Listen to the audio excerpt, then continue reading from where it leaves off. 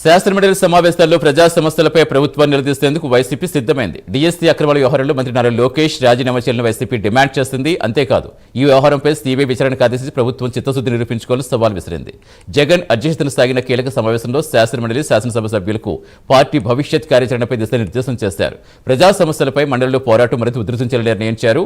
ఈ సమావేశానికి సంబంధించి మరింత సమాచారం వైసీపీ ఎమ్మెల్సీతో మా correspondent Harish face to face. 17వ తేదీ నుంచి జరిగేటువంటి అసెంబ్లీ శాసనమండలి సమావేశాలకు సంబంధించి భవిష్యత్ కార్యాచరణలో భాగంగా YSR Congress party legislative party సమావేశం జరిగింది. సమావేశానికి వైఎస్ జగన్ అధ్యక్షతన జరిగినటువంటి సమావేశానికి పార్టీకి సంబంధించినటువంటి శాసనసభ్యులు శాసనమండలి సభ్యులు కూడా హాజరయ్యారు. అదేవిధంగా గతంలో ప్రకటించిన విధంగా శాసనసభ సమావేశాలకి ప్రతిపక్ష హోదా లేని కారణంగా హాజరు కావట్లేదు కూడా జగన్ స్పష్టం చేశారు. ఇక శాసన మండలిలో భారీగా ఉద్యమం హౌస్ బయట కూడా పెద్ద ఎత్తున కార్యాచరణకు సంబంధించినటువంటి అంశాలపైన జగన్ పార్టీకి సంబంధించినటువంటి శాసనసభ్యులు శాసనమండలి సభ్యులకు కూడా దిశానిర్దేశం చేశారు. మనతో మాట్లాడేందుకు ఎమ్మెల్సీ ముందుదొక అరుణ్ ఉన్నారు. సార్ చెప్పండి, భవిష్యత్ కార్యాచరణ ఎలా ఉండబోతుంది? మండలి సమావేశాలు ఏం చేయబోతుంది? ఈరోజు సిఎల్పి సమావేశం జగన్మోహన్ రెడ్డి గారి అధ్యక్షతన వైఎస్ఆర్ కాంగ్రెస్ పార్టీ ఆఫీసులో జరగడం జరిగింది. ఈ సిఎల్పి సమావేశంలో వైఎస్ఆర్ కాంగ్రెస్ పార్టీ డిసైడ్ చేసింది ఏంటంటే, ఏదైతే డిఎస్సీ మీద అవకతవకలు జరిగినాయో, అవినీతి జరిగిందో ఆ డిఎస్సీ మీద పోరాటం చేయాలి, అర్హులైన వాళ్ళందరికీ కూడా ఉద్యోగాలు రావాలనే ఉద్దేశంతో డిఎస్సీపీ మీద పోరాటం చేయడం జరిగింది.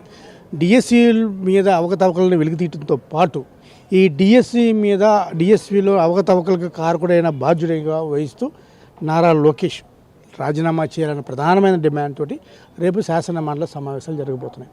అంతేకాకుండా ఒక థర్డ్ పార్టీ ఎంక్వైరీ, డిఎస్సీ ఏ విధంగా అవినీతి జరిగింది, అక్రమాలు జరిగిందని మీద ఒక సిబిఐ ఎంక్వైరీ జరగాలి. ప్రభుత్వం తన చిత్తశుద్ధి నిరూపించుకోవాలంటే ఒకటి నారా లోకేష్ రాజీనామా చేయాలి, రెండోది సిబిఐ ఎంక్వైరీ చేయాలనే ఉద్దేశంతో ఈరోజు వైఎస్ఆర్ కాంగ్రెస్ పార్టీ డిమాండ్ చేయబోతుంది.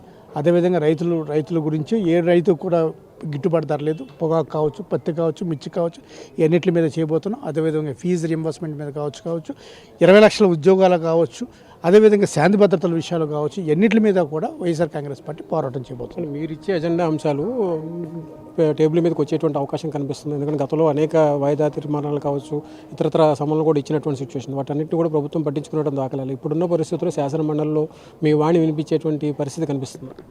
ఎందుకు ప్రభుత్వం పారిపోతుంది? డిఎస్సీ మీద మేము చర్చకు పట్టుబడుతున్నాము. చర్చలో నారా లోకేష్ రాజీనామాను కోరుతున్నాము. నిజంగా కూడా తను తప్పు చేయలేదంటే సిబిఐ ఎంక్వైరీ అండి. నేను తప్పు చేయలేదు, ఇది ఓన్లీ ప్రతిపక్షాల ఆరోపణ అనుకుని మీరు సిబిఐ ఎంక్వైరీ చేయండి. ఎందుకు మీరు సిబిఐ ఎంక్వైరీ వేయట్లేదని అడుగుతాను. గతంలో రాష్ట్ర ముఖ్యమంత్రులకు పనిచేసిన చంద్రబాబు నాయుడు కావచ్చు, లేకపోతే రాజశేఖర రెడ్డి గారు కావచ్చు, ఎవరన్నా సరే సిబిఐ ఎంక్వైరీలు చేస్తున్నారు. వాళ్ళు సిబిఐ ఎంక్వైరీలు చేస్తున్నారు. నిజంగా మీ మీద అటువంటిది మీరు ఏమీ తప్పు చేయకపోతే మీరు ఎందుకు సిబిఐ ఎంక్వైరీకి మీరు మొగ్గు చూపించట్లేదు అనేది మా ప్రధానమైన డిమాండ్. మీరు తప్పు చేసి ఈ చర్చకు మీరు ఎలా చేయకపోతే అది అయ్యే పని కాదు. తప్పకుండా ఈ చర్చ జరగాల్సిందే. చర్చ జరిగే వరకు వైఎస్ఆర్ కాంగ్రెస్ పార్టీ పట్టుబడుతుంది.